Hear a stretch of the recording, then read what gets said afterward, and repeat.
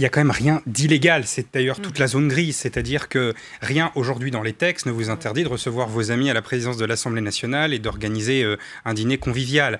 Et donc, au fond, on voit bien que ce qu'on reproche aujourd'hui aux responsables politiques, nationaux et même locaux, est extrêmement différent de ce qu'on aurait pu leur reprocher il y a une dizaine, une quinzaine, une vingtaine d'années.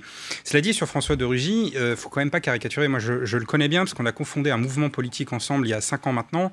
Et il n'a jamais été dans le bling-bling, il n'a jamais été dans la débauche, dans l'affichage. C'est quelqu'un qui est extrêmement réservé dans sa manière d'être. C'est pas quelqu'un qui aime les grosses voitures.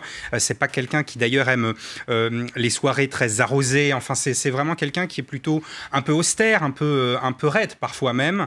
Et donc, caricaturer François de Rugy en personnage qui, au fond, aurait largement profité de sa fonction. Vous voulez dire que ça tombe sur la mauvaise personne, finalement? Oui, alors il est un peu rattrapé effectivement par cette exigence à la fois de transparence qu'il a lui-même portée avec la majorité au début du quinquennat dans cette loi pour le retour de la confiance.